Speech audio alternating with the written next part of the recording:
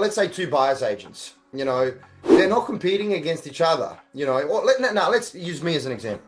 Let's use two prop tech companies, we are actually not competing against each other anymore. We are actually competing against OpenAI. Increasing supply, increasing demand leads to price growth.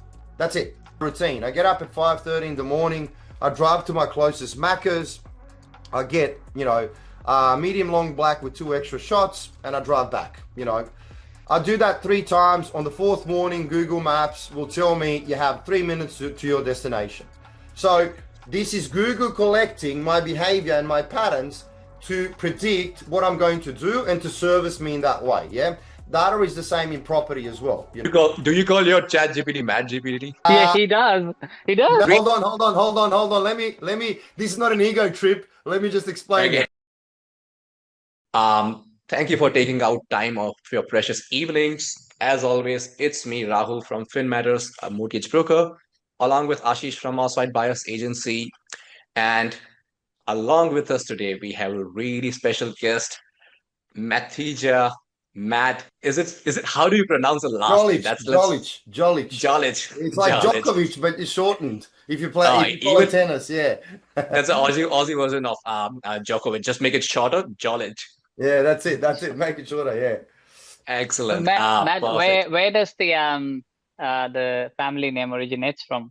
If there's a history around it. Serbian. So Eastern Europe. I grew up, I was born there, I grew up there. I came here when I was 17, I think. 17, yeah. Very interesting about your backstory that, when we heard that, you came here, you did not even speak English, and you migrated here 20 years ago. And if you can maybe speak to that, because later down the line, when people watch it, 15,000 people, they will be more relating with that aspect a lot, because a lot of them are also from different countries like ourselves. Yeah. It's I migrated when I was 17. It's, I think, like before the age of 18, that region was going through a bit of a turmoil, and essentially before 18, I actually went through 2 wars, essentially, and then we migrated to Australia. I remember I was put back 2 years. So I used to go. I used to go with 1986 group in the same grade, and I was 1984, and they put me back because of my English. So I couldn't speak English. So I finished high school over there in Serbia. So I had to do year 11 and 12 again, essentially, because I just couldn't speak English at all. We did study in Serbia. You had language in school. Depends which school you went to. You either had French, Russian, or English. So I had French and English, but it's a completely different thing, learning I am, you are, he, she's, and all of that stuff than actually speaking. So, and the thing is, I'm the kind of guy that if I can't do something well, I actually don't want to even speak. So it took me really a long time. I was really, I would say, apprehensive and afraid and self-conscious about the whole experience. But yeah, migrated here when I was 17, finished high school. Then, went on, because my family is sort of, has an intellectual background. They all finished universities. My dad was really big on school, so I had to do TAFE because my HSC was atrocious. So I had to do first TAFE. I worked on construction sites for a very long time just to sort of, make a living essentially. And then, everything progressed there from, but, it was an interesting hearing you now, listening to you now, nobody can tell that there was a stage even at any point in your life where you did not speak this language. You speak your first language. Yeah, it's interesting. I'm very good at patterns and writing, and I'm on the spectrum. I don't know if you knew that. So and I'm very good at patterns and writing, and I had a great memory, not as good as I don't have as good of a memory now as I did before. So I could learn fast, but my father did a great chess move. So what he did is I migrated to Liverpool, which is southwest Sydney, I would say. And there's a huge Serbian community in Liverpool, And so what my dad did, he said, well, you're not going to go to school in Liverpool. We're going to move and you're going to go to school here. And there was no Serbs in that school at all. So he actually consciously put me in a school where I actually couldn't speak Serbian. I had to speak English. So I think that's what contributed, because I still have friends, let's say, that live in Liverpool and their English is not as good. So I was forced to actually immerse. So I mean, kudos to my dad, I say. And I guess that says something. You just have to dive in, you know. You have to dive in and expose yourself to the difference, you know. So such strategic moves get to like, to make you have that higher than average growth. Yeah, like exactly. But you know what it is like in life in general, what I think is you know, we as, you know, biological creatures, we're very, you know, apprehensive about this psychological burden of uncertainty, you know. Like for us, the unknown is, brings us fear, you know what I mean? But it's actually a great indication. As soon as you're afraid of something, you got to dive in. Like I give you an example, like I went to university and I was and I still am actually still am and I can tell you a story about it. I'm very apprehensive about public speaking. Like this is okay, but if I had to speak in front of like 100 people in an auditorium, man, that's like, heart attack territory for me, you know. Yeah. And I would on purpose push myself to actually expose myself to as many speeches as I could. I didn't go on Toastmasters or anything like that, but I had that mindset because I hated the fact that there's something in me that I can't control, you know. So I push myself to actually do things that are really uncomfortable, and I think that's necessary, to be honest. Yeah. And you also So, mentioned that you were, sorry, yes, Ashish, go on. oh, good. So I was just saying, Matija, while the basis we do understand, you're inquisitive by nature. Now you've built hashtag, and I think just not everyone might be aware what hashtag is and what they do. And I've seen so many buyers agents and investors jumping on the platform and the sort of work that you've done on the platform. So, just would you like to give us a little bit of an idea on how How, it originated and what was running on your mind? how did that come about? Yeah, so again, another very interesting story. You know, life is not linear. Um, like it doesn't mean that if you're doing something now, you'll continue doing that in future. And as I said, like I worked in construction on sites, then I started working for construction companies and then as an estimator, then I progressed in that business and I reached an estimating manager role, which was sort of an executive role. I was an investor at the same time, and I was doing my PhD at that time as well. And everyone's asking me, okay, why are you doing a PhD? Like, why do you need to do that? And my PhD was completely different to construction, completely different to anything else, you know. And then because I was an investor, I wanted to learn additional languages as well. I had this checklist, like what do I want to do? I want to learn a couple of languages. I want to learn how to play an instrument and all of these other things. So because of my background, I'm Serbian, and like I said, okay, I'm going to address the low-hanging fruit first. I'm going to try to learn a language that's close to how we speak as well. So I went to Sydney Uni to study Russian. Oh. And then there was my teacher there was a lady who said to me, like after a couple of lessons, oh, you got to meet my son, you have to meet my son, and all of these other things. And I'm like, okay, I'm not interested in actually going on mandates. But because she was really Yeah. nice and she was, Yeah. pushing. Okay, all right. And this is how I met Alex, and Alex is the co-founder of Htag.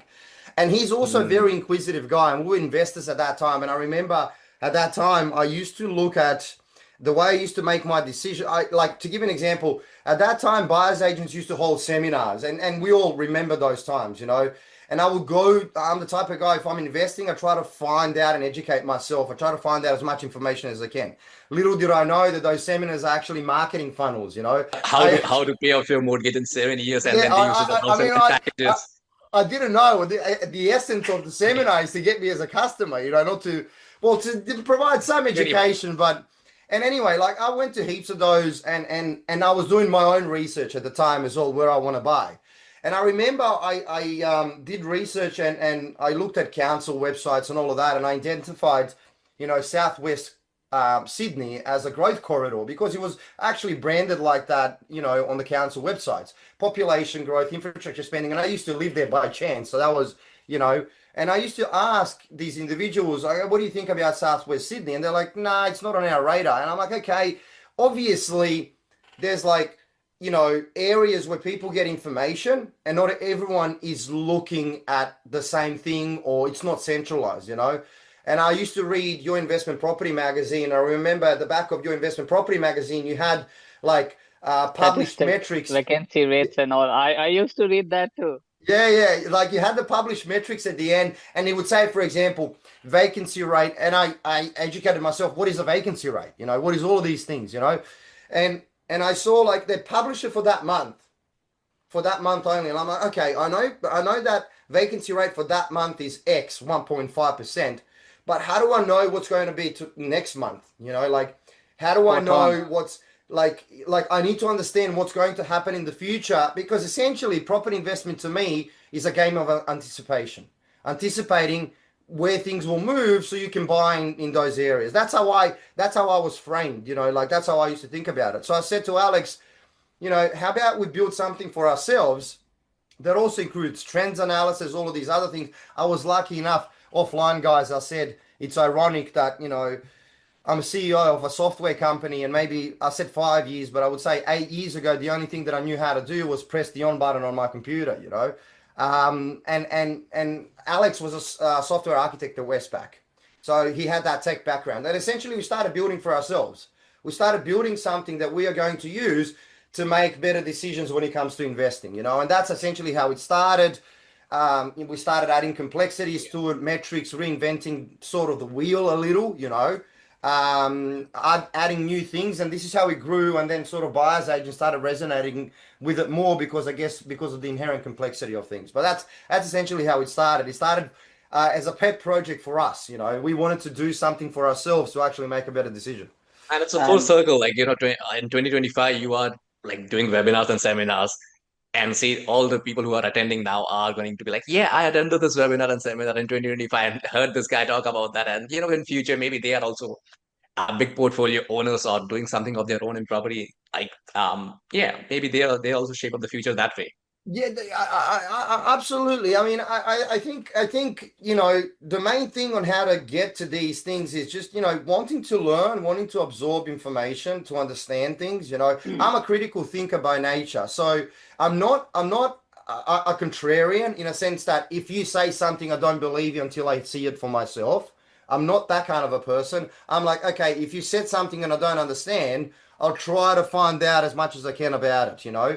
And when you do that, you're sort of stacking skills that's never going to go away. It's always going to be with you, and you're going to come to a point where it essentially becomes very easy, I would say, you know. and That's why we then picked up this topic about limitations of data and like, who better to talk us through that than Mr. Data himself. And good to have that. Sorry, Ashish, you were saying something.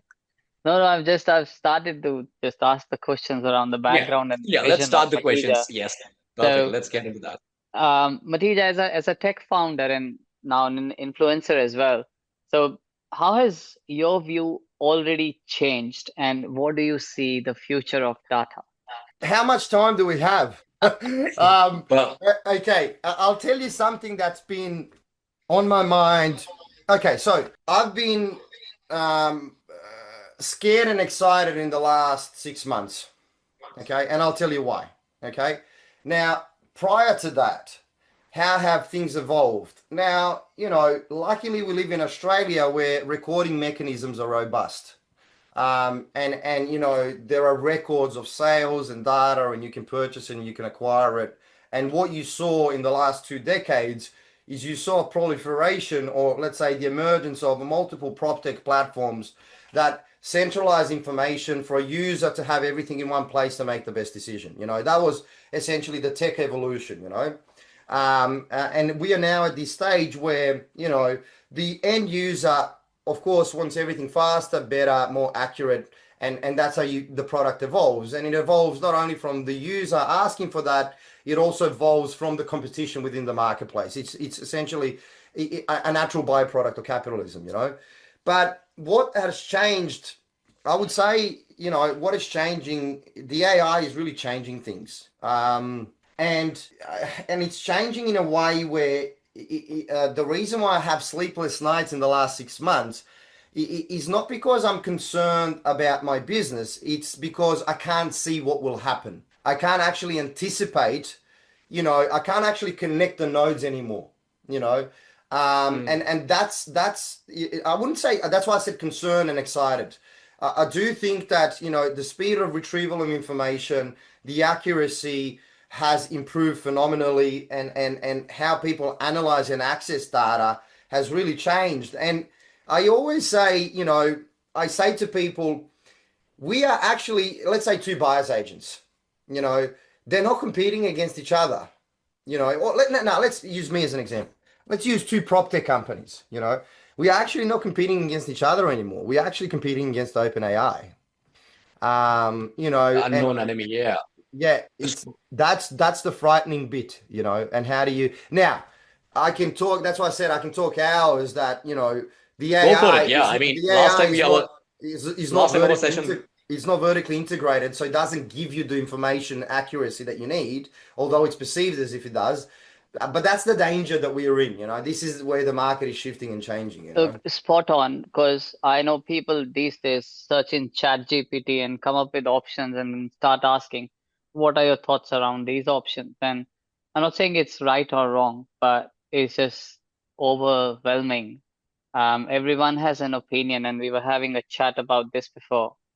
And we're not sure whose opinion to trust and what are their sources of information. And that leads to a lot of confusion. And you are spot on. I'd be lying if I haven't given a thought as to what the future would look like. And I think what we go by is a personal touch and that customization of service. And sometimes it is as simple as saying someone holding your hand and telling you this is what you should be doing because of these reasons. And um, yeah, just I don't know how that will happen, Yeah, but yeah. I'll tell you a few things about that. So, first, I think the end user, we should, as end users, educate ourselves to understand how these things work, you know, and to understand how AI works is that AI has access to the information on the web, you know, and I can now come out and to promote my business, write an article that Morwell is the best suburb to invest into because I actually bought there before. So I want to pump my bags. So I want everyone else to go to that area. So there is an incentive behind the article that I write, which is unethical and also not correct. And it also serves me and my goals only, not everyone's goals at large. And what AI does, he pulls that information, he presents it in front of you as a valid source of truth. So people need to understand how AI works. And this is the problem. This is why the accuracy lacks. Yes, you can obtain information, but the accuracy lacks because the AI doesn't have access to paywall information. And information that exists behind a paywall is the core logic information, the hashtag information, the price finder information, all of these things that, the knowledge base and let's say hashtag has 6 decades worth of data in the background, So this is the problem. This is why you can't get an accurate answer. Now, what humans resonate with is, again, the alleviating the burden of uncertainty. And this is why sometimes we are blinded by the fact, okay, if something puts out an answer, I'm like, oh, okay, I got an answer, and you sort of don't even want to go deeper to ask yourself whether that answer is incorrect, because again, you're putting yourself in a position of uncertainty, okay? But if you want to invest in property and you're putting your financial future on the line, you must do that. Otherwise, you're going to destroy yourself. Now, coming back to the personal touch, being a buyer's agent is being a psychologist. It is as much being I'm not going to say psychiatrist because the listeners are going to assume that we're all insane as buyers. It is actually being a psychologist, and I deal with this every day. Like, you have this paralysis analysis and uncertainty where you need to structurally explain things to your customer in a way, first, that they can understand it, and second, that it matches with what they're trying to do, because every individual has different needs, goals, desires. So the variables are infinite. Yeah. So a human needs to download this complexity into a digestible format to the individual to actually explain it. And what you frame as hand holding, and it's not a negative term. Again, this is another layer that's extremely important. What people don't realize is, like, you need an expert there to actually explain to you what is important for you in this instance, and also to remove these psychological roadblocks that you have when it comes to making the next decision. I mean, you're putting 700K on the line, and you do all of the checks. I'm fronted with this every day. You do a complex analysis, you do all of the checks and balances, and then you see one negative spec, you know, that's potentially unimportant, you know, and potentially has no relevance to what you're trying to achieve. You need to be able to explain that to your client and say, you don't worry about this, and this is why you shouldn't worry about this, and these are the strategies that we have about managing your concerns, you know. Spot on. And this is where I think when we start to interpret data, or rather, I should say, misinterpret, I always talk about data and I say everyone has their own perception towards how they see and foresee the data. So, from your point of view, and I know you've dealt with investors and you've dealt with very sophisticated buyers agents, but how would you say the data is interpreted differently by beginners, investors, and professionals? That's a great question. That's a great question. Now, um, let's frame it first. So, first, property investing is a deterministic game. Okay. And what it means to be a deterministic game, and I'll give you a simple example. Reducing supply, increasing demand leads to price growth. That's it. That's it. So there's no, there's only misinterpretation in that if you don't have an awareness of economics 101. Yeah. So property investing is a deterministic game, meaning we are after capital growth or cash flow or mixtures of both. And there are certain economic forces or levers that will lead us to that result. Yeah. Now, where things get a bit complex. Things get complex when you throw the individual into the mix. And when you throw the individual brief, needs and wants and desires. What this inadvertently implies is that there is a hierarchical arrangement in a data set. Some property indicators are more significant for a particular brief. Some property indicators are less significant for a particular brief. For example, and we're speaking residential now, and we've spoken offline about commercial, which is a different kettle of fish. But when we speak in residential, if you're, interested in cash flow, then metrics that should be extremely important are rent, yield, vacancy rates, its trends, rental projections, etc., because there are cash flow producing metrics. Now, the problem arises is that when you treat all of the metrics under the sun in the same way for every individual. And this is where the complexity of interpretation plays a role. You need to understand which metrics have a significance for particular individuals, i.e. which levers will get you the result. And this is where we come to misinterpretation. So speaking about investors, and this is why we have a mastermind community that educates that and provides education for that process, which is essential. And Ashish, you know what I realized? I'll tell you, and Raul as well. You have a lot of PropTech platforms out there. Most of these platforms have similar data. Now, there is a difference on how you derive a metric that can vary, and that also needs to be known. But putting that aside, most of these platforms have a vacancy rate. You know what I mean? And I've realized because you're throwing individual into the mix and because you're investing for that particular individual, which informs a hierarchy and a varying significance of metrics, I use this, term, I say it's one thing to see figures on a page and yet another thing to understand the story that they tell for that particular individual. And this is why I realized you need to coach individuals on how to lay information. Now, investors, you have sophisticated investors and investors that are starting off. Investors that are starting off that don't understand, what stock on market percentage actually is. And I always say you need to start understanding the definitions of metrics and what they represent. Now, I always say that data is representation of behavior. A lot of people have this assumption that data is this entity that exists somewhere here and individuals are operating here. No. Data is a reflection of what individuals do. And I always use this example. I say, okay, I get up, and this is my routine. I get up at 5:30 in the morning. I drive to my closest Macca's. I get, medium long black with 2 extra shots, and I drive back. I do that 3 times. On the 4th morning, Google Maps will tell me you have 3 minutes to your destination. So this is Google collecting my behavior and my patterns to predict what I'm going to do and to service me in that way. Yeah.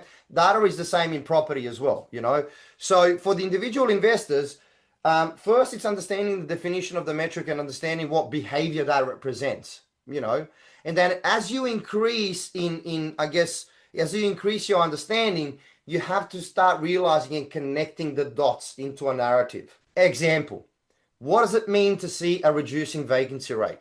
Well, when vacancy rates are reducing, that means that there's a higher demand for rental properties, and if there's a higher demand for rental properties, that will increase the cost of the rent. The rents will go up, and if rents go up and property prices stagnate, you'll see an increase in yield. So see how I connected a few things into a narrative to understand what is happening. Now, an advanced user can connect 150 nodes into a narrative. When I say nodes, I'm speaking in terms of, distributed systems or, crypto essentially, but I'm meaning property investing indicators. An advanced user can connect everything into a narrative and know, what am I willing to compromise on regarding my strategy? What strategies do I have to manage these compromises, and what I don't want to compromise on, or can't compromise on in response to what I'm trying to achieve. So I think if I had to narrow it down to the most simplest way to see if a user is advanced or non-advanced, I would usually, the question that I get is, what do you, Matt, think about this area? As soon as I get asked that question, I see they're approaching it in the wrong way because they're going from it backwards. They're looking at the area. I always answer for who, i.e. what brief, what time frame, what risk, it depends on the person that's trying to invest. Gladstone might be a great investment location if I have brief X. But if I have brief Y, Gladstone might be a choice, for the lack of a better word, Spot So, on. And yeah. that's the thing. I think that customization is missing. But even otherwise, since you've touched Gladstone, I was looking at an area and the It one was an of the example. It was an example. It was an yeah, example. I know. But the actually the report said, vacancy rates are 4%, and the client looked at that and said, you know what, the vacancy rates are 4%. We don't want to target this. And I said, don't worry about that.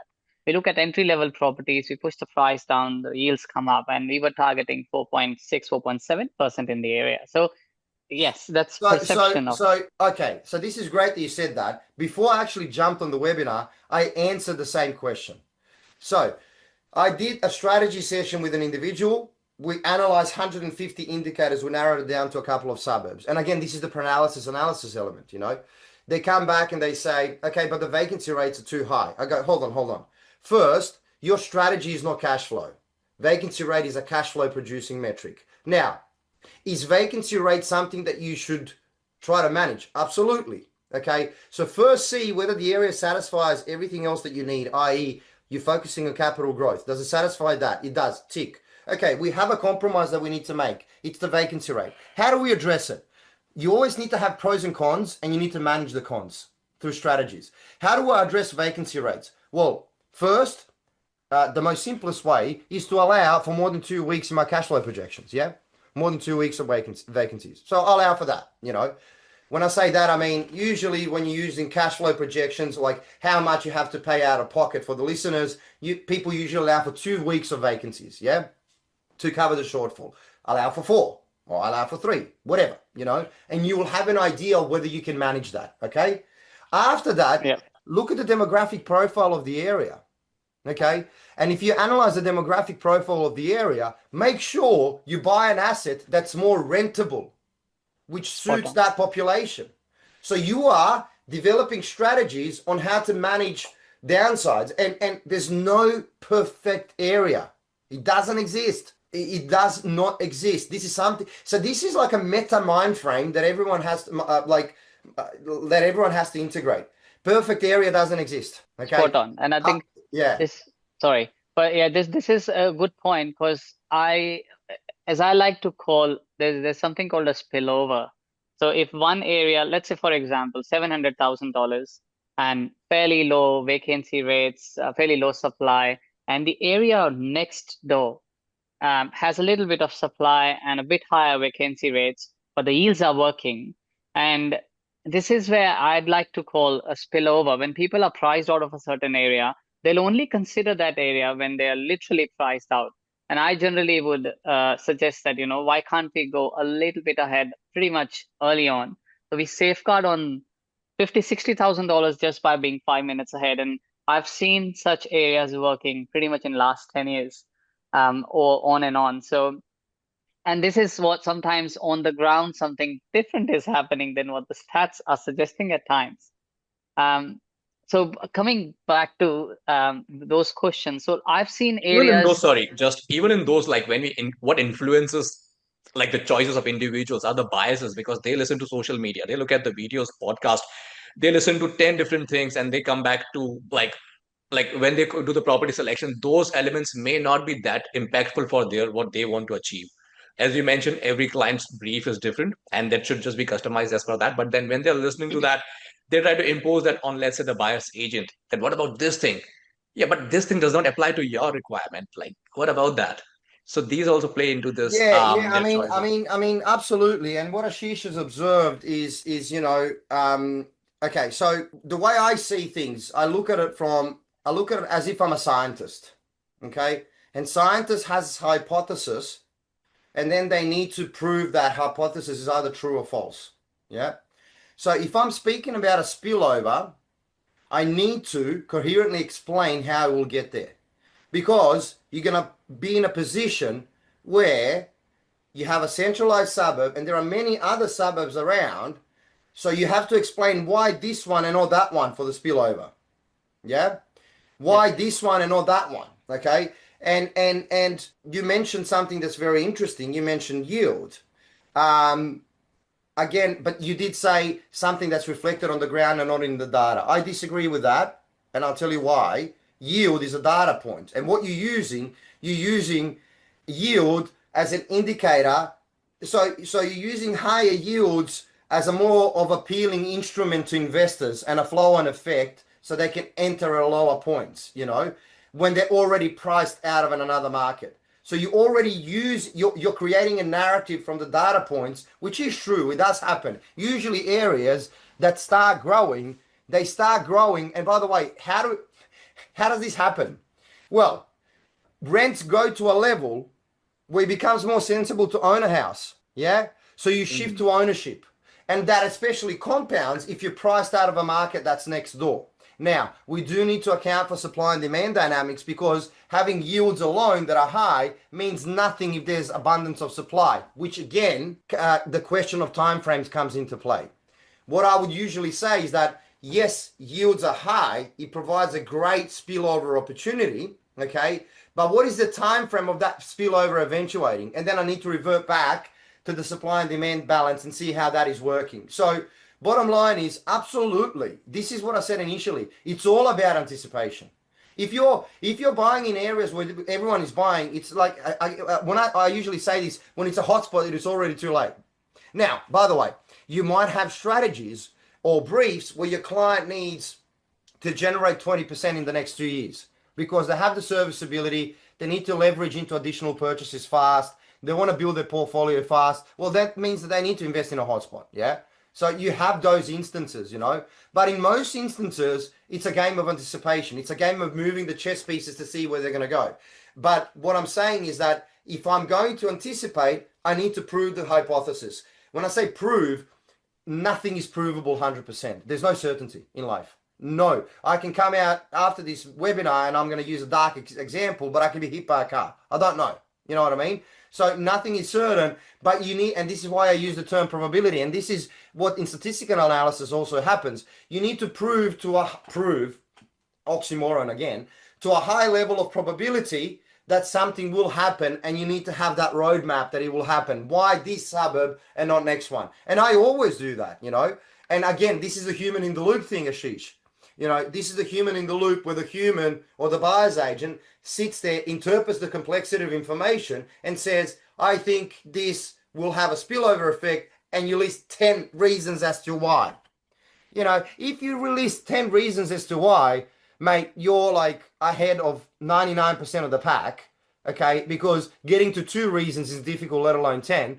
And if you list 10 and let's say you're wrong, trust me, you've done everything that you needed to do, and I would call it a black swan event, essentially something that was really outside of your domain of control happened, which in most instances in property investing does not occur. Why? Because property is an illiquid asset.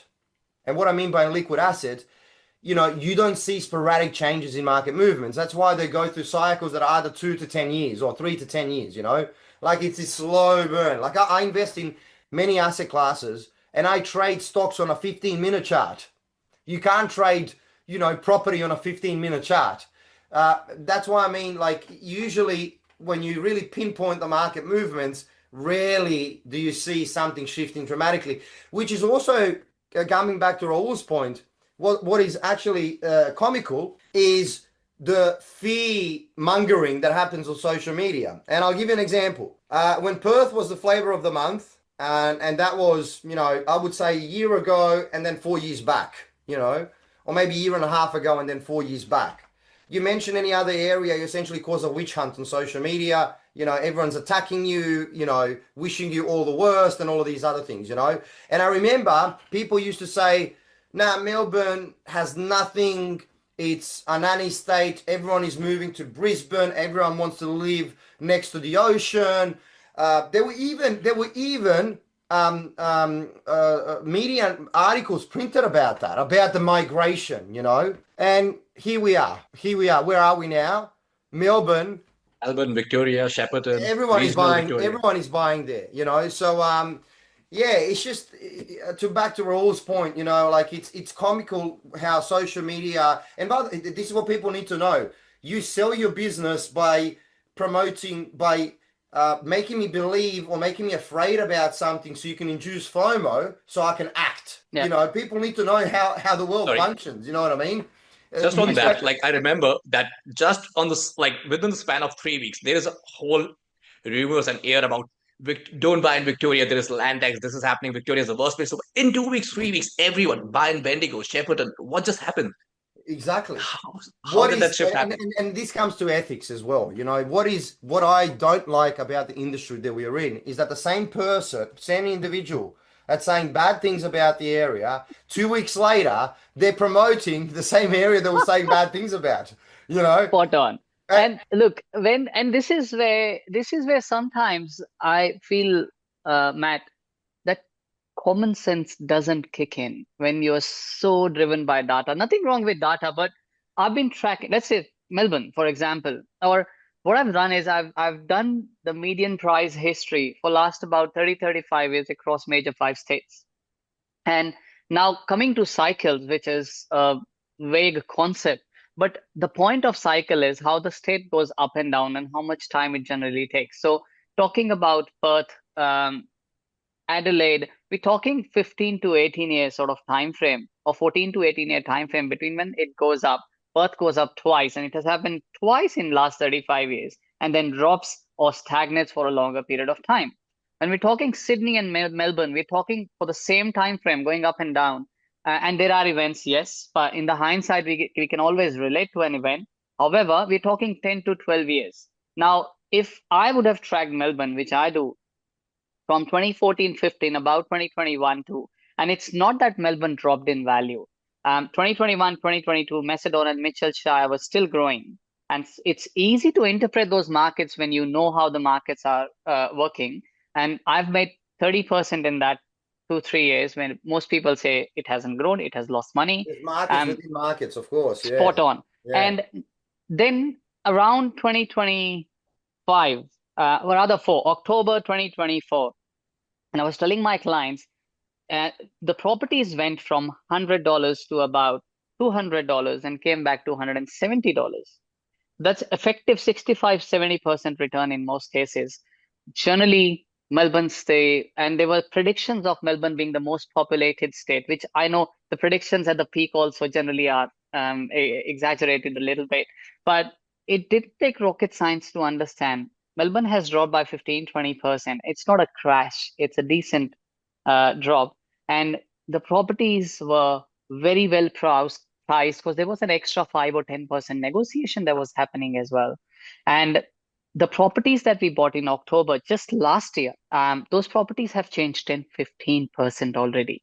Yeah. So, and there are some of the clients in attendees as well, and they've made $50,000-$60,000. Just what we bought in last 3 to 5 months. Absolutely. And Ashish, just I think, see, this is, and I've spoken about this at Reba event in Melbourne as well, a couple of, weeks ago and a month ago. We have to have, you said common sense. You used the word common sense. We have to have an understanding of what data actually is, you know.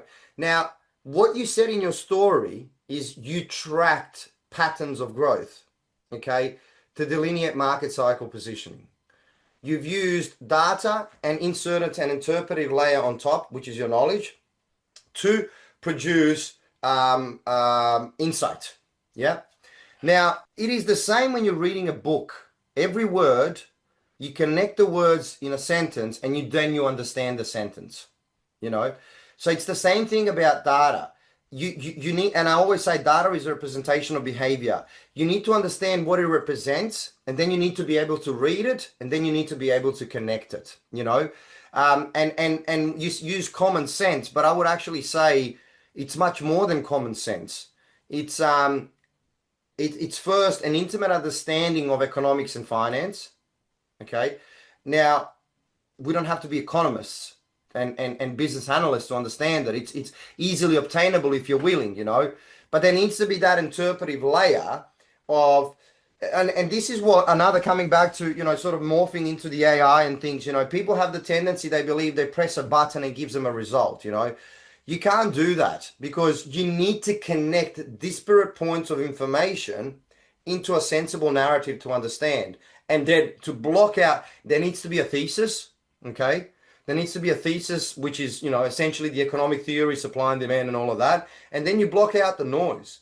The biggest hedge fund managers, okay? The biggest hedge fund managers, they have, the reason why they were extremely successful at times where everyone was losing money is because they followed their thesis, and hedge fund managers, they manage billions and billions of dollars worth of assets, yeah?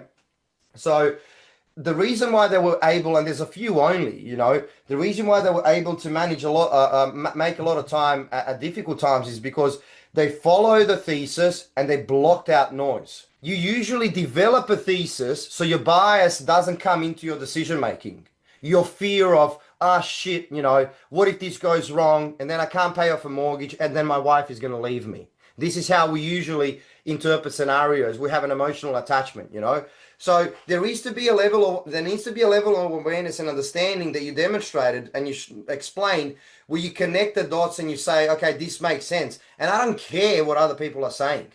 I know that this will work because of this is how it functions, So and coming back to your previous question, I guess that layer of interpretation is what can be missing, and what can be missing and what can lead to a wrong decision. But when it comes to data, as I said, I think the term data is misunderstood, and if I could relate it to anything, it's like a book. It's like a book and words and letters. It's like it's symbols. They're symbols, and you're putting it's. How about this? It's a puzzle. Okay.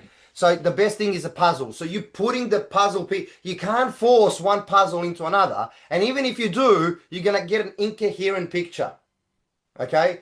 But you need to know there are rules to it, What are the edges? You start with the edges, then you build in and all of these things and they fit in. And if you have the ability to do that, that's your thesis, then you can block out the noise. And you said you can make money in markets where they're branded everywhere else like they're, losing money essentially. And you can pinpoint those, but this is a human in the loop element, Spot Data on. is jigsaw. That's beautiful. Yeah, that's Yes, perfectly well that's put. actually very well quoted. I agree. Now, look, and then some people would say, including me, actually, that, and this 18.6 year cycle, and I've gone through a part of a book which mentions it. But then there's another, I've mentioned the other cycles as well. And yes, you've said it's pattern recognition is how Tony Robbins also quotes it. But generally, I've seen over and over, and coming about Melbourne, I would say I've worked literally one full decade, and sometimes it doesn't take science or rocket science to realize these areas have performed well in the past, and there's no reason why they won't perform. And yes, the analytical mind says there's still less supply. And back in 2017-18, these areas were listed as the top 5 areas or 10 areas where the migrants were moving. And if everything continues, it would perform again. But would you say when people say history repeats itself, is generally, would you say that's true? I wouldn't say it repeats itself, but I would say it rhymes. I would say, and see, this is an interesting thing that you just brought up. A lot of people, and this is the cop out argument. I call it the cop out argument. Where you can't predict the future from the past. And then I go to common sense and I go, okay, then if you can't predict the future from the past, tell me, what are you going to use to predict the future? The future? You can't use the future to predict the future. So what I'm trying to say is that the only domain that's accessible to you for you to analyze and interpret is the past. Okay? Now, is it perfectly going to happen again? No, there will be variations, which is why I said it rhymes. But there are patterns to things, and patterns are linked to broader economic forces, whether it's interest rates, whether it's demographic movements that you pointed out, whether it's many of these things, which again reduce down to supply and demand. Yeah. But the thing, and I'm glad that you actually said something that's very interesting. I have, we have a DEX module which, compares, many suburbs across many metrics. Yeah. Yes, this And, decadiles. I and actually, sorry, coming back, cutting you there. I couldn't understand what DEX was. And then I realized and as I researched what is DEX and how does those decadiles work.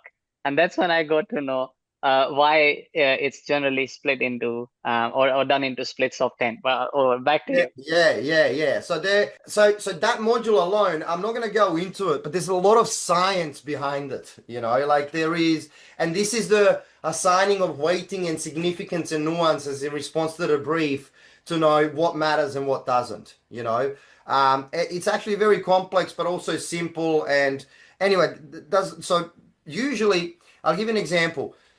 There is a hierarchy in metrics. Some are more important than others, and usually across every brief. Some are more important than others, not across every brief. And I'm not going to go into details, but let's say growth in the last 10 years. And I have a lot of, and there are theories out there, and I'll give you one theory. There's a theory out there that says that if something has grown 50% in the last 5 years, you shouldn't consider that suburb. It's as simple as that. That's the theory. Yeah. And then what that actually says to me is that the individual or the person that believes that theory is true assumes that growth comes from growth, or growth or lack of growth emerges from previous growth. Like it implies the connection. First, growth comes from reducing supply and increasing demand, which means that you can have an area that has grown 50% in 5 years and still has supply scarcity and increasing demand, which means it will grow further. Example, Townsville. Townsville has grown 90% in the last 8 years. It means it's been a hotspot for the last 8 years, which means that 4 years ago, it would have grown 50 in 5 before that, and I wouldn't have considered it, and I probably would have left 200 grand off the table. Yeah. So you said if something has grown a lot in the last 10 years, well, do you know how I actually use that? Now, first and foremost, to me, that's a level 3 metric. It's not as significant as supply and demand, but I actually use that as a stability indicator. I say if something has grown a lot or 100% in the last decade, that means that there's a reason behind it. Yep. And what is the reason behind it? Economic underpinning, demographic shift, incomes, all of these other things that are stimulating this growth. So that means, there's something there that's constantly propping up this area. Now that to me is a good sign. I don't consider 100% growth in the last decade as a bad thing. I consider that as a stability factor of the area, i.e. lack of volatility, meaning exaggerated compounding, meaning more money in my pocket. Yeah. Now, the next thing that I do is I need to assess steam. Does that market still have steam? And what are the steam factors? But a lot of people would say, just because something has grown a lot in the last decade, I don't want to invest in it. No, wrong. Completely wrong. And coming back to the beginning, you only have the historic. By the way, people need to understand that governments, banks, these biggest institutions out there who have extreme risk profiles, what do you think they do? What do we think they use to make decisions? they use all of the data that they have at hand, even data that happened in the last minute, but also in the last 5 minutes. But also, I'll give you an example. Banks in UK use traffic light data for their loan approvals as a factor. Okay. And I can recommend the book. It was a book about big data. They actually use traffic flows to determine whether the suburb is growing and whether they should actually lend within that suburb. I mean, imagine it's something, a proxy that's not completely related to property, but it's something that was happening historically. And when you think about it, it actually makes sense. It actually makes sense because it's like the walk score, but it's a drive score. Yeah. It actually, when you really think about it. So bottom line is history rhymes, and you don't have any other domain upon which you can make a decision but history. Spot Now on. the more close and more data you have historical, the better your decision will be. But yeah, I mean, I had people who say, "Oh, game theory." They throw game theory at me first. I don't think they even know what game theory is, but Oh, they I just play throw it poker. out there. I play poker. I know game theory, optimal, what they do, all the same modules. But yeah, Yeah, go on. no, but they say, well, Yeah. sometimes game theory would interrupt the historical cycle, or things like that. It's just trying to. Anyway, again, social media. So, Yeah. Matija, you've picked a point where we've mentioned confirmation bias in one of our discussions, and now you brought in Townsville. From Townsville, now we open can of worms talking about the metro markets and regional markets. Yeah, yeah, yeah. Great Now question. I've got a confirmation bias, like I'll openly admit it.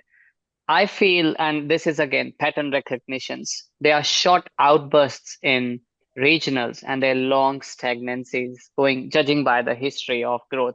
And Townsville was a very good market. Um, when I got one of my own mates in Townsville and I said, look, it's your, I think XYZ property. I said, now is when we can take a little bit of risk. We go in, but we chase yields. If you get the growth, awesome. You bought for 433. It's a dual occupancy, rented for 650 at that point. Today it rents for 750. It's been 3 years, priced at about 680. So yes, he got everything that he needed. But the question here is, um, would you say metro markets versus regional markets, they move differently and there is a little bit of difference between patterns of growth and stagnancy? Another phenomenal question. Now, again, how much time do we have? So, answer is okay. So, the usual adage is that GCC or Greater Capital City regions perform the best. The answer is wrong. No.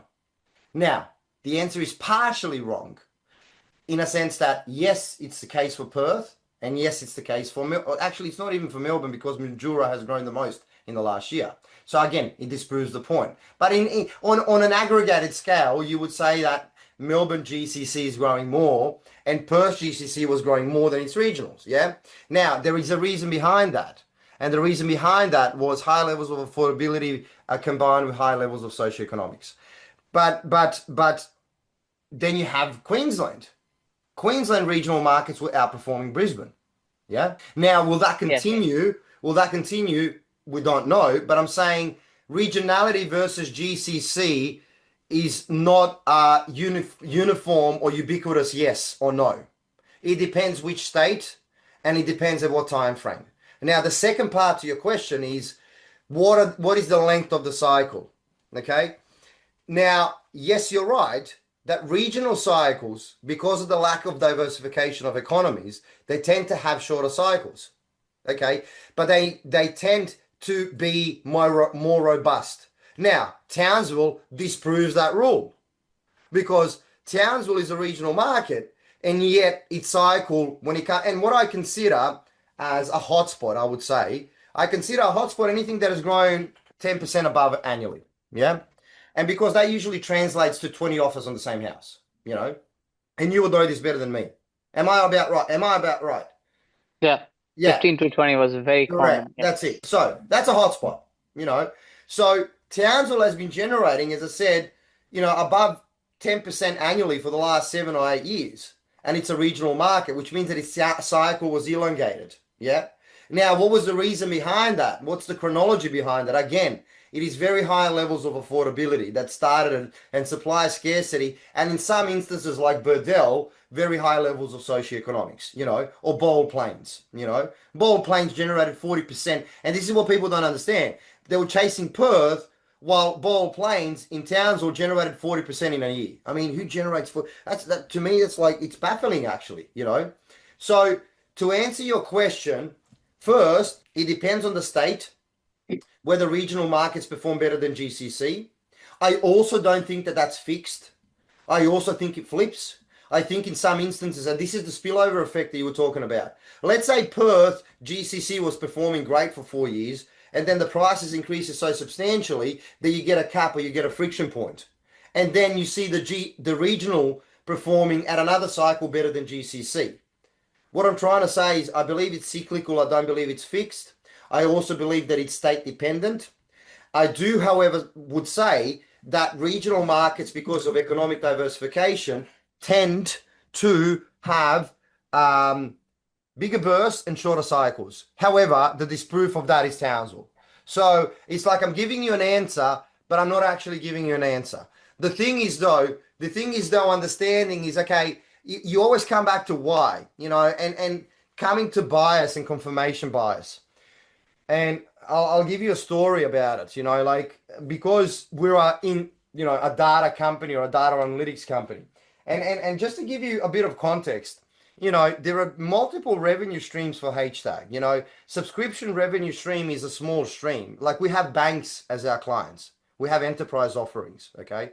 So we have banking institutions and clients, and quite large banking institutions, So the rigor is there in assessment, But what I'm trying to get to is you have to go back and understand why something has actually happened to eliminate the bias, And when I speak to my customers, as you know, the interface, let's say, you put in some metrics and it will give you a short list. And what people usually do, and even when I do strategy sessions one-on-one, they go, okay, can I see the short list? I go, no, you're not going to look at the suburbs.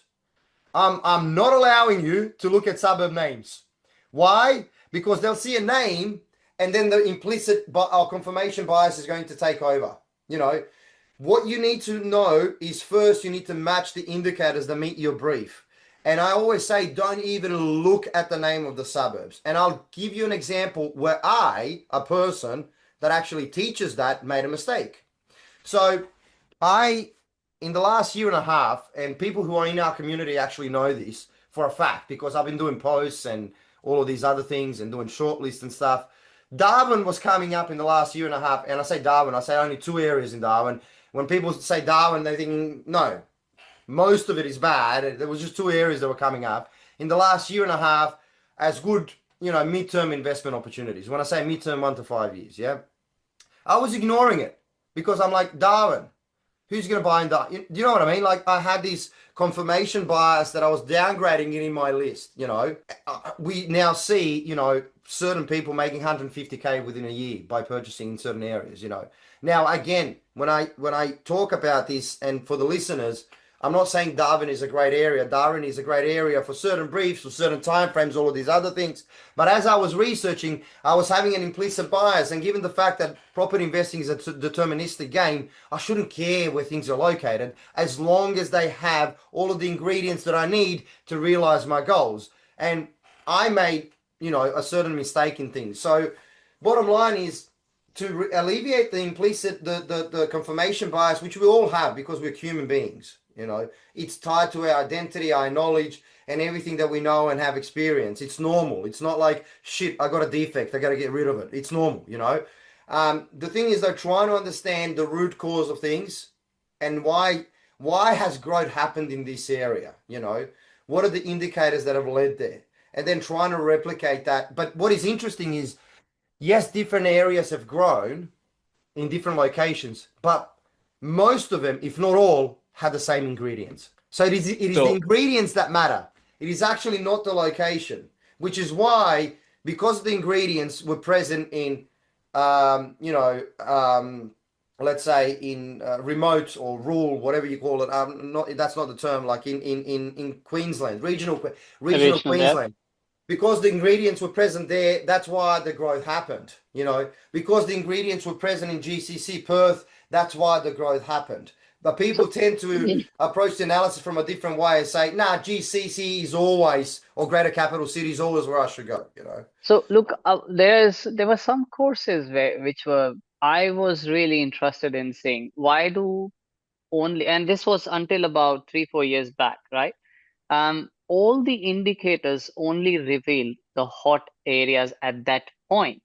So now figuring out the markets, and you mentioned Townsville as well, and I think there's a big role of the infrastructure projects that were going in the area. But coming to hashtag and your understanding around distinguishing between a sustainable regional growth versus a short-term ripple just because a major CBD market has gone up or metro market has gone up, and that's why it's just catching up. Um, how would you distinguish in these short-term booms versus your sustainable long-term growth areas? Again, I mean, yeah, phenomenal questions, Ashish. So it's okay. So HTAG has 150 metrics on the platform. Okay. Now, I always say the fact that we have 150 metrics doesn't mean that we have a better service. It actually, in some instances, it could complicate things.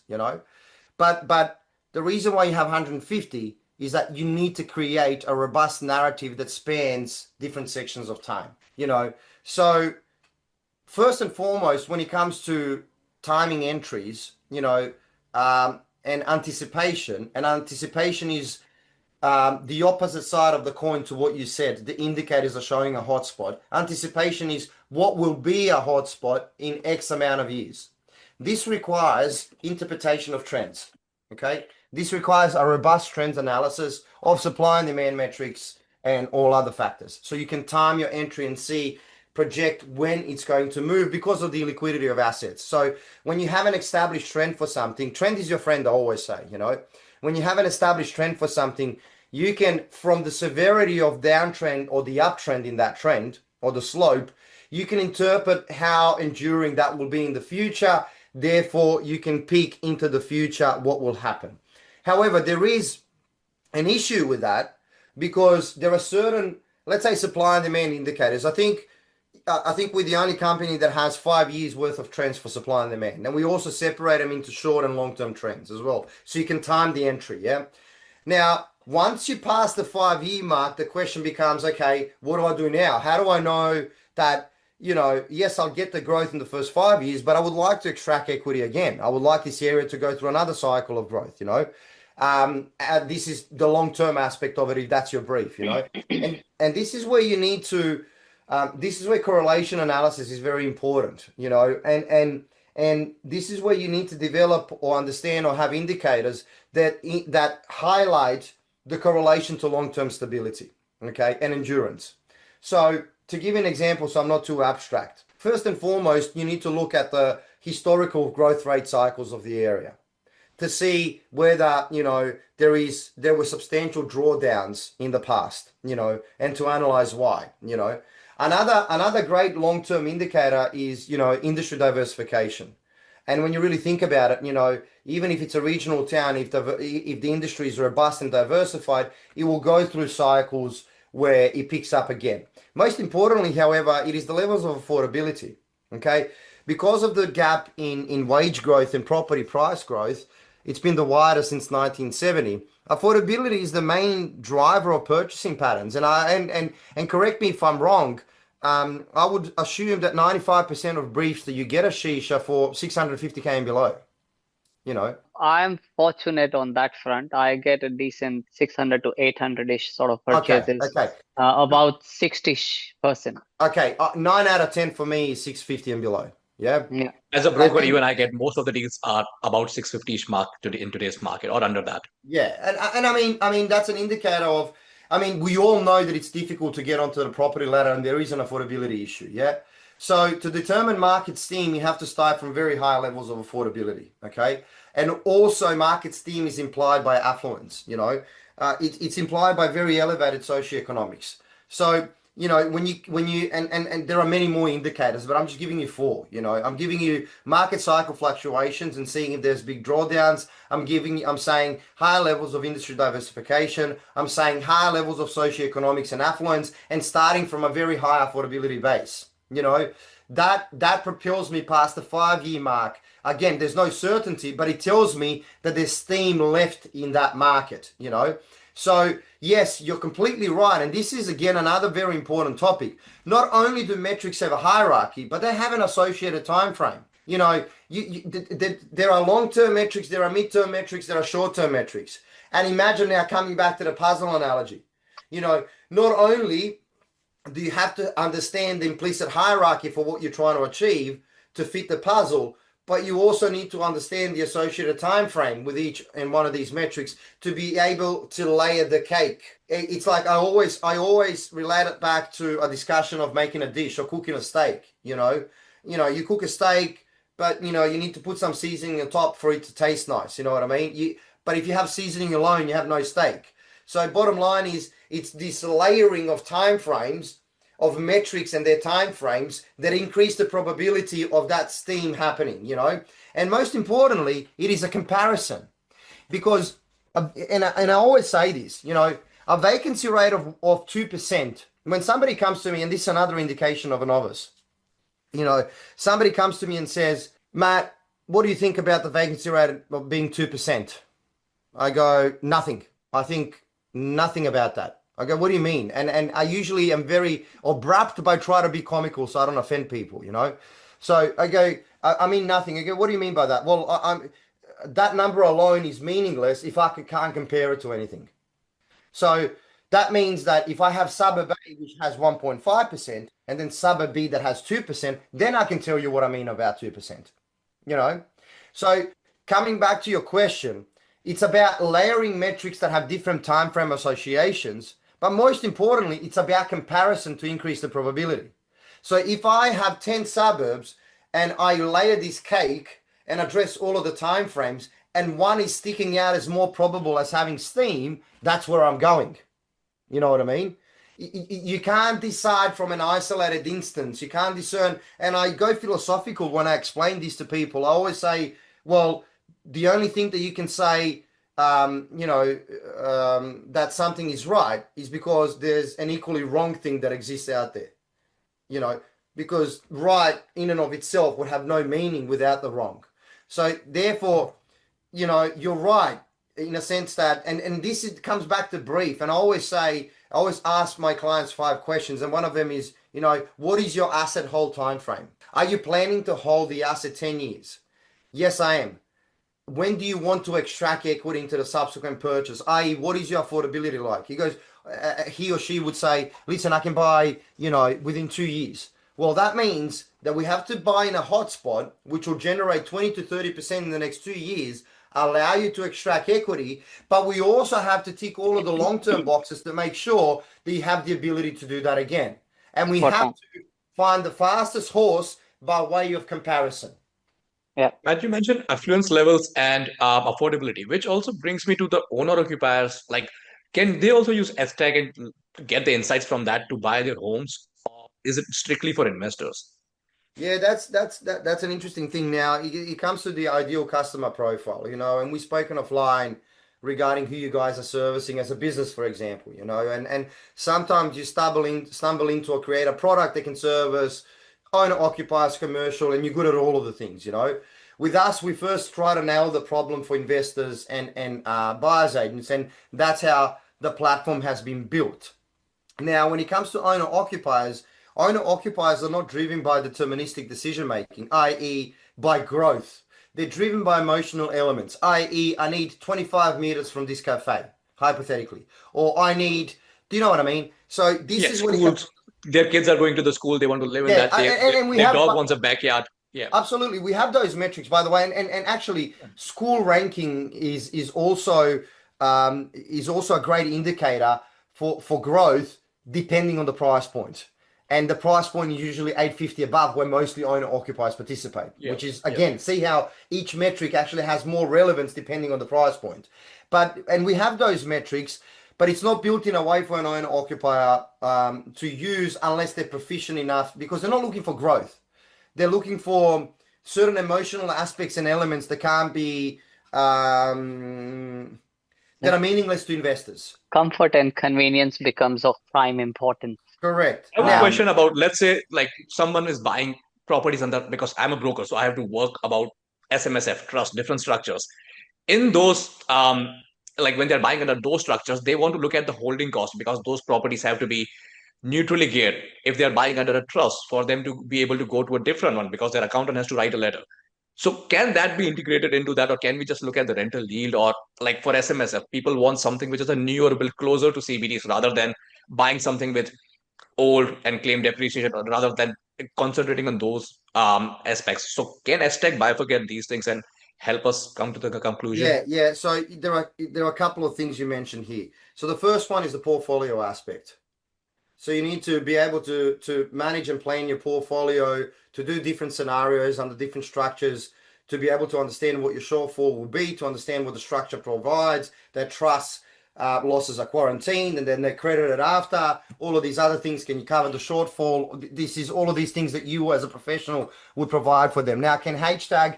Yes, we have a portfolio modeling tool that's been added recently that's very robust, that you would model a portfolio first, which will then inform research. Now coming back to the owner occupier thing, and we did realize that, we're expanding our services.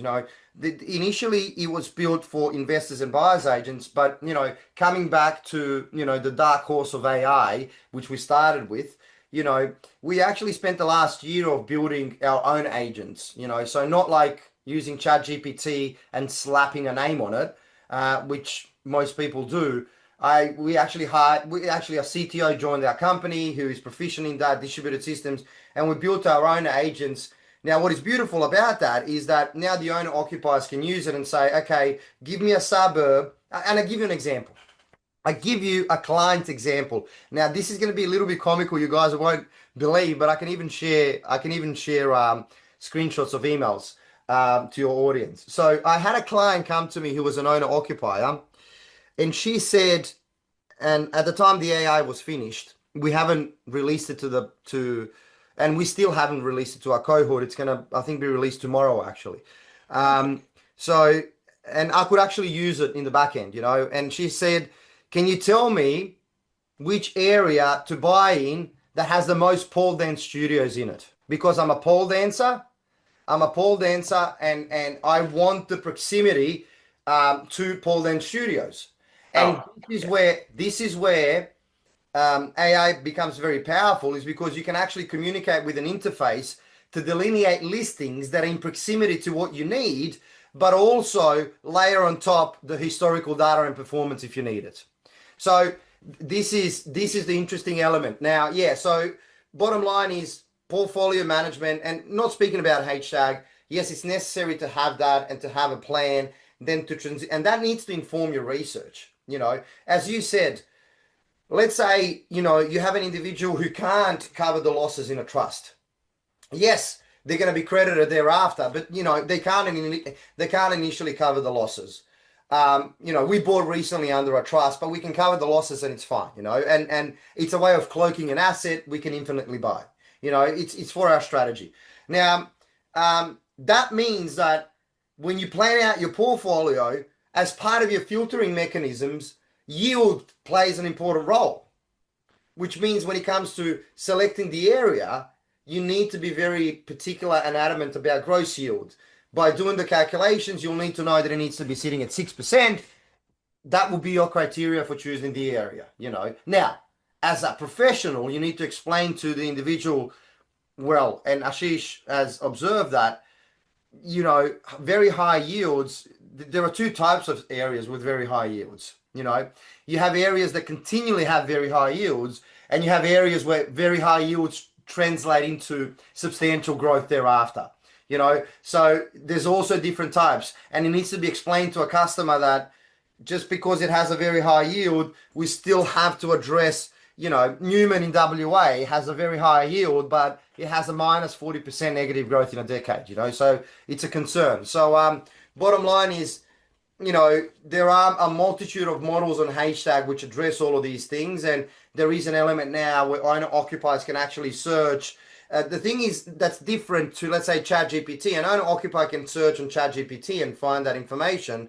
With our agents, it's like it has 5 decades of data plus all the geospatial elements as well, that integrated into a communication interface where you can actually speak to it, and I can give that client an answer. Well, these are the listings and this is the proximity, i.e. 700 meters, 1.5 kilometers, all of these other things, here you go. You know what I mean? Do you call your chat GPT Mad GPT? Yeah, he does. He does. Hold on. Let me, this is not an ego trip. Let me just explain it. Okay. So Okay. we initially had 3 agents. Okay. Okay.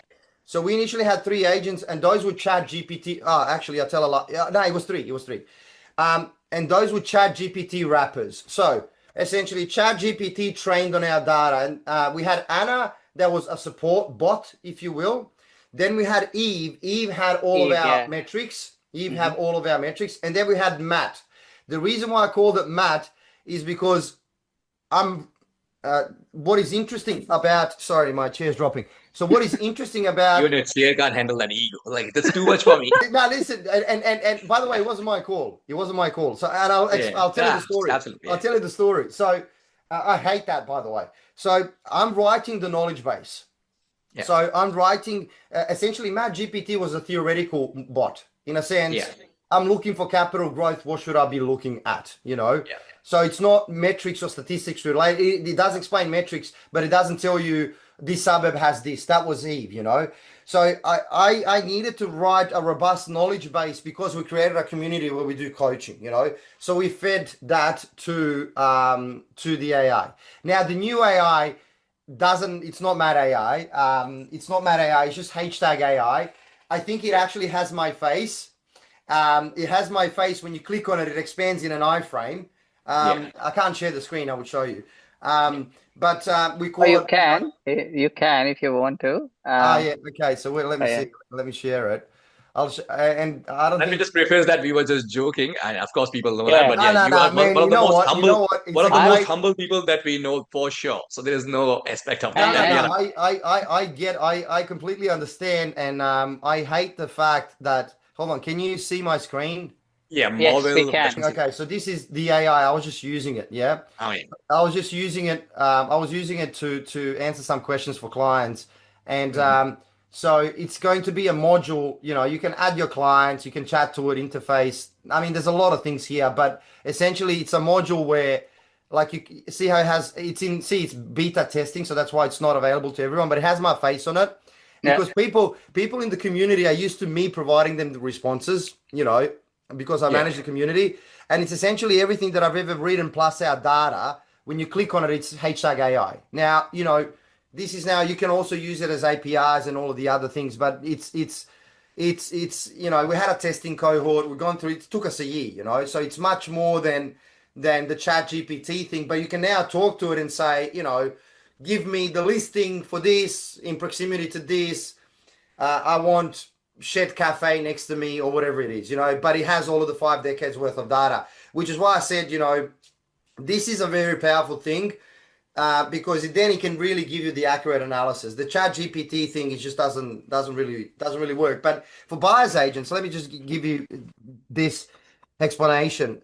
A lot of people assume that, AI or technology is going to replace buyer's agents or whatever that thing is. And I mean, you guys have been in the industry a long time, understand what it means to manage a client and how to lead the client along the path. Now when it comes to tools, what people don't realize, and when it comes to AI, the less knowledge you have, the worse the output. So the fact that I can ask it questions. And people assume, I can now ask her questions. I don't need, a real estate agent anymore or whatever. You wouldn't know even how to begin how to ask appropriate question. However, if you have immense knowledge and you have inbuilt statistical regression analysis mechanisms where you can go and talk to it and say, give me this for this and compare it to this and do this. And then you can export it and send the explanation to client, which was driven by what Ashish has called common sense, what I call a lot of knowledge and experience, you know, imagine that power where you have that much information and knowledge and you know how to ask a question and then imagine the output, you know. So a lot of people think that AI is going to even the playing game. Like it's even the playing field. I say no, it's going to widen it because those who actually have knowledge will be propelled much faster because it's going to improve their workflows exponentially. Those who don't have knowledge will just going to stay behind because they're not going to extract. Imagine me going to ChatGPT and trying to ask it about nuclear physics or quantum mechanics. Okay. And then imagine a quantum mechanics professor asking it about quantum mechanics. Yeah. I can guarantee you that the results are going to be different, you know.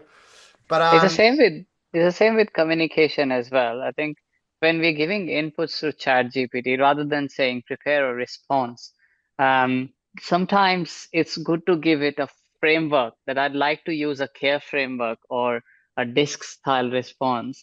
This is what I perceive from what's written, and this is what's in my mind, and ask the right questions if you have to formulate a response. So I think yes, you are spot on. The way we give the inputs and how we perceive things yeah, is so very different. Ashish, absolutely. Ashish, imagine this. Imagine you ask it a question and it puts out a paragraph. And you scan the paragraph and you have knowledge and you know that one word in that paragraph either shouldn't be there or hasn't explained the scenario or you want to probe it further. Just one word that's a little bit loose, that doesn't really, that can deceive or that can be misinterpreted, let's say. And then you So go further, and you say, okay, I understand what you said, but what do you mean by this in response to this? Like yeah, you would well, need, actually, you know what? Sorry, we're going to more AI discussion. But I'll come back. I want no, to no, ask a sorry. Yeah, question for the audience, which you don't like to listen to. Tell me, where can our audience target the right markets at this point? yeah, there's no, honest, I hate that question. I hate that question. Yeah, I I mean, he know. doesn't like like, locations. When I saw this last question, I'm like, let's not even ask that because yeah, no, no, no. I hate that question, but Ashish is laughing because I hate it, but I love to answer it. So yeah, I hate the question because it would imply that every area is good for, like one area Yeah, is good for everyone, you know, and that would be, that's such a dangerous misconception that people need to understand. The beautiful thing about property investing is there's an area for all of us out there, you know. Like there is a specific area that meets our brief for all of us out there, and you need a way how to get there. So depends on many things. Depends on your, as we said, investment timeframes. Depends on your growth targets at 2 years, at 5 years, at 7 years, at 10 years. Depends on your risk profiles. Depends on whether you're in the acquisition or the expansion phase of the portfolio or in the consolidation phase of the portfolio. And yes, spot on. to take, let's say, what we've spoken offline is if you're in the consolidation phase of your portfolio, maybe commercial real estate is for you. Maybe you shouldn't even buy residential. You know what I mean? Spot And on. what is consolidation? Consolidation is, okay, I'm consolidating, I'm trying to increase my cash flow, and I'm looking at cash flow components, you know? So it depends on what you are trying to achieve and what your goals are. Now, that can be a very complex endeavor, you know, because you're trying to deconstruct something that exists in the future 15 years. You're trying to deconstruct it to the purchase tomorrow, you know. But the questions that I usually ask clients and what we ask on the platform is, what is your budget? What is your investment time horizon? That's separated into three different domains: 3, 6, or 10, or something like that, or 10 plus years, because the time frame also dictates the metrics again, you know, or indicators. When is your equity extraction time frame? I.e., how is your serviceability like? What are the growth targets that you're looking at? And when can you buy again? You know, if you can buy again in 2 years, that means we need to achieve 30% in 2 years. But if you're holding the asset 10 years, that means we also need to satisfy the long-term aspects of it, you know. Then what is your risk profile? You know, like, i.e., first, what is your definition of risk? You know, like, you know, how do you define risk to you? To me, risk is an impediment to my outcome. And what is my outcome? My outcome is capital growth or cash flow. So what is your risk profile under acquisition expansion phase? And if you answer those 5 questions, and by the way, those 5 questions seem simple, but underneath there is like there is a narrative underneath that supports it that needs to be understood, you know, which can be learned, by the way, or can be downloaded to you by a professional. So that is what is dependent on. You know, like that's how you choose the area. A simple answer to the question can be buying Melbourne, you're going to suffer with yields. Buying Cairns, you'll have short bursts and maybe more volatility, but you'll get the growth. Buying Perth, GCC, you're going to be on the downtrend of the cycle. By like you know, like there's so many things that require for that. You can't give a definitive answer. And the reason initially when I started, when I was asked that question, and I say I hate the answer, people used to assume that I hate the answer because I don't know how to answer it. But there is this. I don't know if you guys know who Richard Feynman is. Oh yeah, the chemical. Sorry. Yeah. So there is. Yeah. If you guys and the listeners in your spare time, type in YouTube Richard Feynman magnetism or magnets. Type magnets. And I know I'm conscious of time, but an individual asked Richard Feynman, why do magnets repel? You know, why do they repel? And you'll see what he answers. You know, so essentially what I'm trying to say is the reason why I hate that question. I wasn't avoiding it initially. People assume it's because I don't know how to answer it. It's because the answer has so many variables that I'll actually confuse you more than make you more comfortable.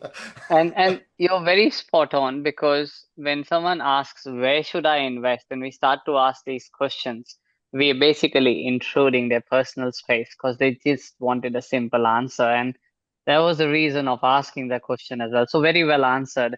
We have a question as well, and I've got a question as well on another market. But Rahul, do you have any other questions before we start the question? No, I just like, just listening from the experts, and I'm just here to listen today. That's my role. And but yeah, I don't have any questions. We can get into that.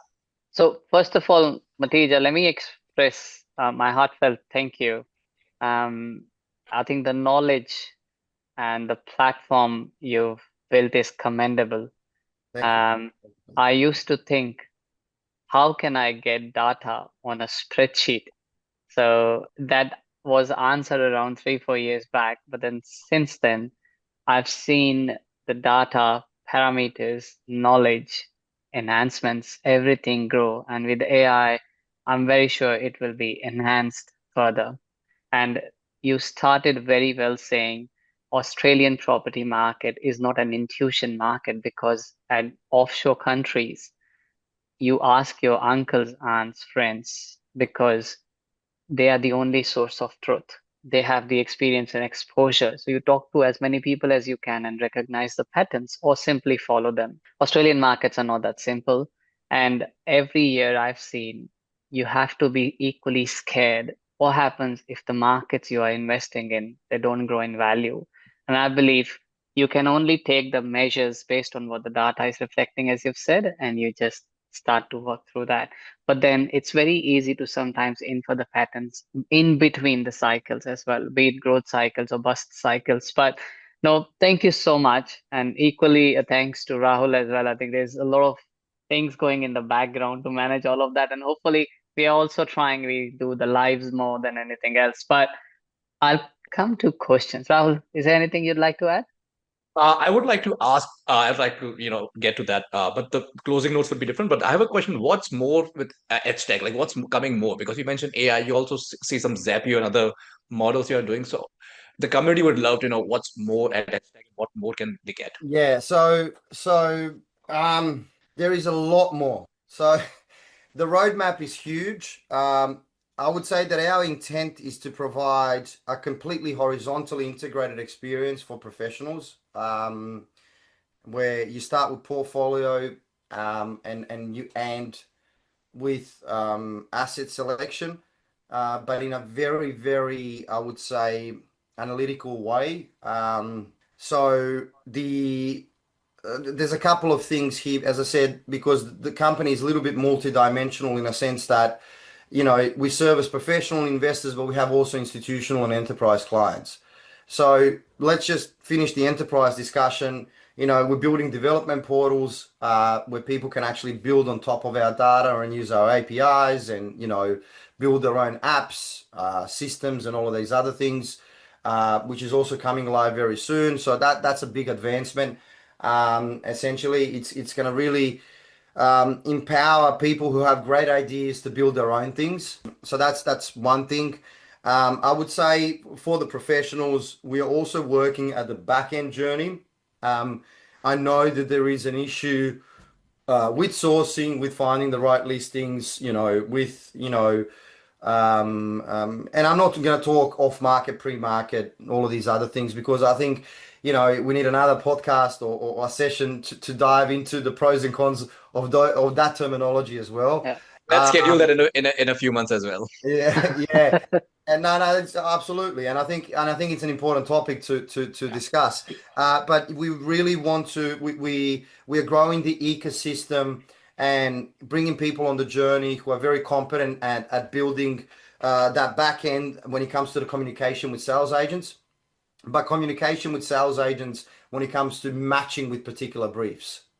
So not just, spray and all of these other things, but like really sophisticated ways of having access to property that's not only advertised, having access to the agents and the ranking of agents and quality of agents and understanding whether they advertise always under market value to pump the price up or do this or do that, or all of these other things, that problems that professionals run into. So we are working rigorously on that back end of things, which should be solved very soon as well. So the intent is literally to provide a horizontally integrated experience where you don't need anything else. When I say anything else, I'm even saying, the capabilities of, the core logic, like, Mm. the Yeah. CMA, price finders, all of these other things centralized in a horizontally integrated experience that has steps,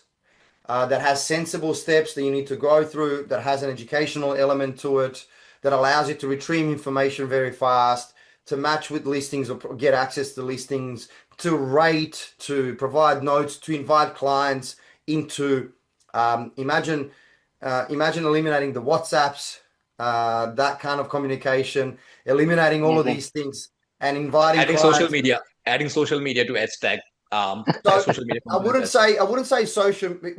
Interesting observation. Yeah, there would be an element. I would say an element of social media where you're inviting clients into an ecosystem where they participate and you lead them on the processes of the journey, whether it's contract signing ticked, whether it's this, whether it's that, and it's all centralized.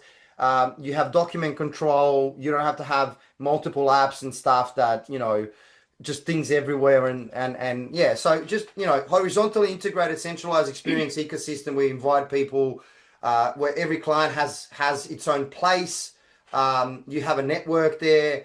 You also have opportunities to re-engage clients, to maintain, to use a mortgage broker term, to maintain your loan book, and all of these other things. So yeah, I mean, the plans are very big, and in all honesty, we've been actually quiet on social media in the last, I would say, 6 months to a year, because the team has grown. There's 6 people now, um, and we're making some great partnerships as well. Zapier is one of them, But what we want to do is, this is just one thing. Like, let's say partnerships with Zapier, you have access to a portfolio modeling tool, but how do you then bridge and allow for pre-population and automation of statistics across, in order to automate the portfolio modeling and stuff like that? So it's really exciting. It's really exciting, but there are two aspects to it. As I said, there's, building an enterprise and developing, and APIs will be available for people who have great ideas that want to build apps. But then there's also just providing an experience to professionals where they can really execute for their clients and have a centralized platform where everything lives. Amazing. That was long. Apologies. No, no, No, no, please, don't. like this is what we But are here the for. sort of And effort again, you're sorry, putting in. Yeah, sorry, Rob. yeah. No, I'm just saying that, we love the passion that you have for your company and the community that you're building. We are also trying to do the community build up that we do here. 15,000 people are part of this, and they would absolutely love what you have presented here when we share with them. This has provided immense value to them, more than you would be aware of, because a lot of these individuals or whatever they are doing today are, a lot of them are IT professionals, and the natural progression of IT professionals today is the next in career line is being a bias agent. So so that's a career progression. IT professional becomes a bias agent, then they become a spiritual talker. Yeah, So yeah, this is gonna help a lot. Jokes aside, this is gonna help a lot of them to get into properties for themselves, and also maybe them to become a professional. No, Amazing. yeah. I mean, I guys, again, and Ashish, I know you have a question. By the way, Ashish, I want to come back Yeah. to you. Thank you for the kind words, okay? And to both of you guys, really thanks for inviting me. I was when I saw your invite, I was actually really excited because I spoke to Ashish a long time ago, and I do follow your journey. I see how things are progressing, and the fact that you guys have grown and are doing the right thing. And as I said, when I got the invite and you asked me, I was really excited about it. So I really appreciate the invite. Thank you so much, Matija. Now we've got a question from Nivesh, and I'd like to quickly cover that as well. The questions again, Matija, it's now you're going to say again how much time do we have, but we don't, because it's 10 past 8 already. So, Yeah, yeah. but the question again, talking about AI, and the question is for you, Matija. Can AI models incorporate fundamentals fundamental property metrics like median prices, supply, sales volume, rental rates, migration trends, alongside in microeconomic indicators such as interest rates, inflation, employment to forecast property market movements in Australia? I think it's already happening, but it's over to you. Yeah. Sorry, So the just one question, second. Sorry, just Matt. The second question is also very related to that, so maybe you can answer both together. The second question is, how do you make sure the data from Htag analysis does not end up in ChatGPT LLMs? So if it's the same yeah, ChatGPT that AI, both are great questions. Now. So first, okay, so large language models are not suited for deterministic decision making. Okay. So just because it's AI, it's not suited for regression analysis. Machine learning models in some instances are much better. Okay, so forecasting in some instances, a regression analysis is much better suited than an LLM. However, you can build into the LLM's knowledge base and you can train the agents on certain rules, like a regression analysis, and then it becomes powerful. Now, the models, the first question is most of the models have access to partial information where they can provide you with some forecasts, let's say. Now, the problem with models at the moment, as I said, is that they don't have access to paywalled information. They have access to the internet only. And what is actually very dangerous about models is how convincing they sound, like the large language models that are present today. So they will actually, what's called hallucination in AI, they would actually hallucinate growth rates. They would actually tell you this is the forecast, and it's an actual hallucination because they couldn't reach a conclusion, so they invented an answer on the basis of what they had, and they had like disparate information. Yeah.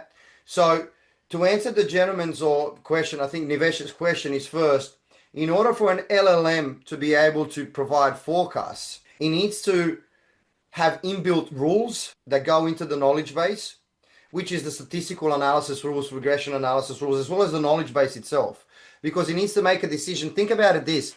An LLM needs to make a decision on priority of information, of what is more important in what instance on the base of the question. It becomes very complex. And it also needs to have access to decades of data. Remember how we said past doesn't repeat, but it rhymes. And this is where pattern recognition becomes very important because an LLM can recognize patterns much faster. So current LLM models can provide you with some information. The issue is that they don't have access to paywalled information. Now, question number two is if LLMs had access, think about it this way. If LLMs had access to paywalled information, CoreLogic would cease in a day. CoreLogic has a $2 billion valuation, yeah? It's an international company. So if LLMs could access, so that's not the only thing. The LLMs would need to be trained on that data and on the rules in order to interpret and reason, okay? But, the team of engineers at OpenAI, I'm sure they can manage that,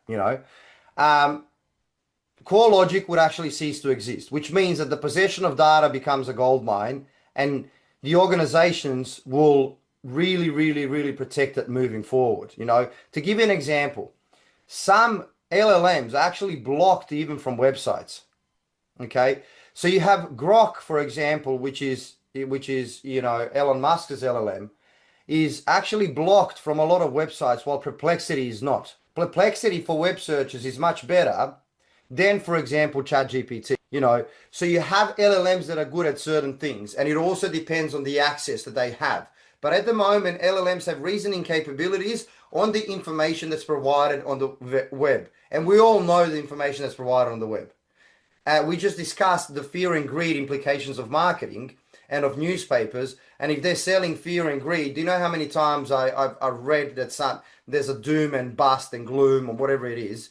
So LLMs are essentially making reasoning arguments on the basis of what they can access, which is why, they can pull information from open sources, such as maybe Reserve Bank information, if it's not paywalled, regarding interest rates. So you can already have that. The problem becomes the projection and anticipation. In order to have that, you need to have, bottom line, first, knowledge base that the models are trained on, number one. And number two, you need to have access to as much past data as you can regarding sales that exist behind the paywall.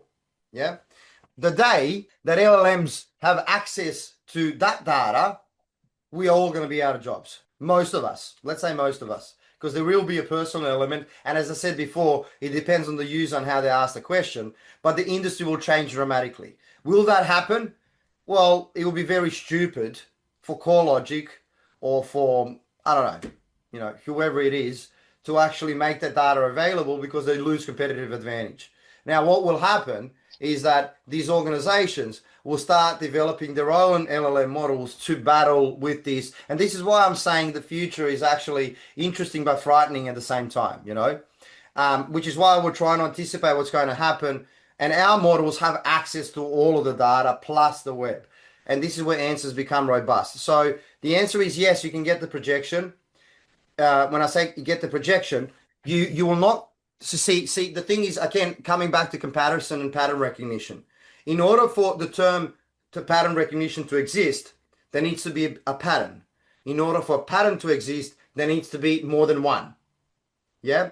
So again, it comes back to comparison, which means that the output is probable. So what I'm saying is that you can have a projection, but it will not say it will grow 17.56% in the next 7 years or in the next 2 years. That certainty and definitive nature of an output will never exist. It will never exist in this four-dimensional universe. It doesn't exist. But it will give you probabilities. It would say there's a higher probability that this will grow more than this other thing, and these are the reasons as to why. Okay? So that's how it's going to work. But current ChatGPT, Perplexity, Grok, whatever, all of these models, which I use daily, but not to make property investing decisions. I use it for other purposes. Do not have access to the information which give them the robustness of accuracy. Got it. Yeah, just on the same things, like, when people just say that ChatGPT is going to be doing things, when they're choosing brokers, when they're choosing buyers agents, they ask them this question: are you an investment savvy broker? Do you have any portfolio?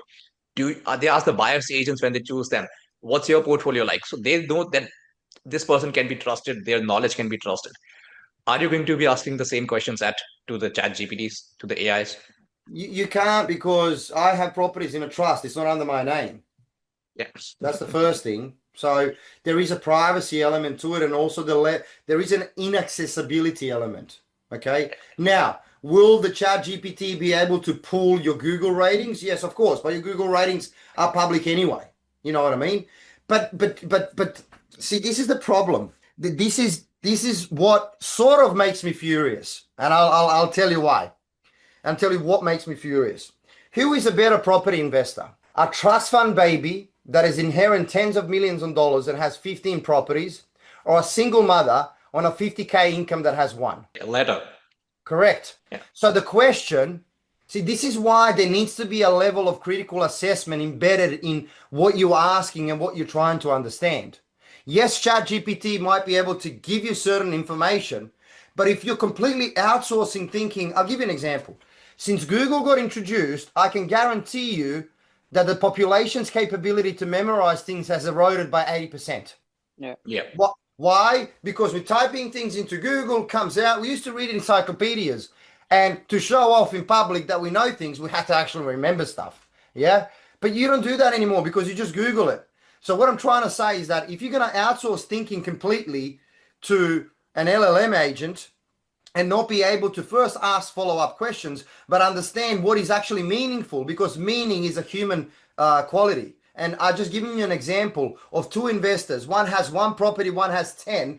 And if I just simply ask how many properties you have in your portfolio and just making a decision on the basis of a number, I would make the wrong call because I wouldn't have that emotional context and not just emotional, but the meaning context behind it, which is imperative or needed for me to make the appropriate decision.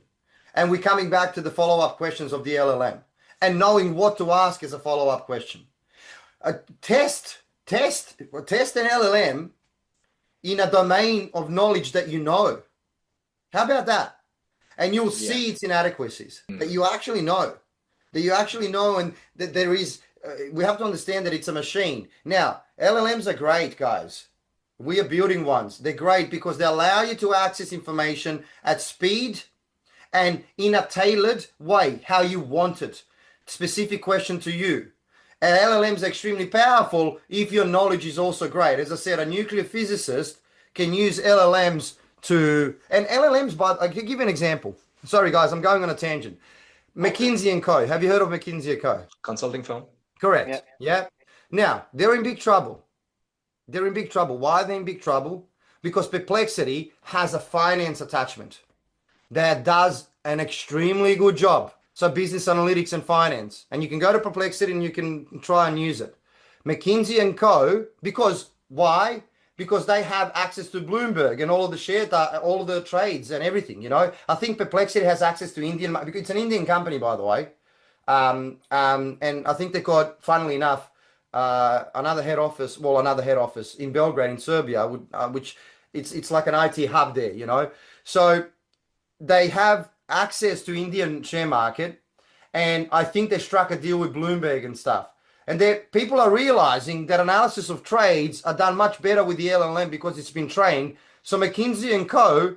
are now trying to figure out a way on how to compete because it has access to information. Yeah, that's the problem, and you don't need to pay, a share trader or in a hedge fund to trade the Indian share market. You go to Perplexity and you ask a question. Now, the problem is a hedge fund manager using Perplexity will get a much better output than me and you because he will know how to ask the right questions and how to investigate a company. What are the right questions? What are the indicators of companies' growth? Amazon, I'll give you an example. There were stages where Amazon share price was tanking while its internal indicators, such as customer acquisition, cost per customer acquisition, all of these other things were improving. And actually, Jeff Bezos talks about that and says, our share price was tanking while our business was doing great. If people invested then, they would have made billions, if millions, because it just rebounded then internally.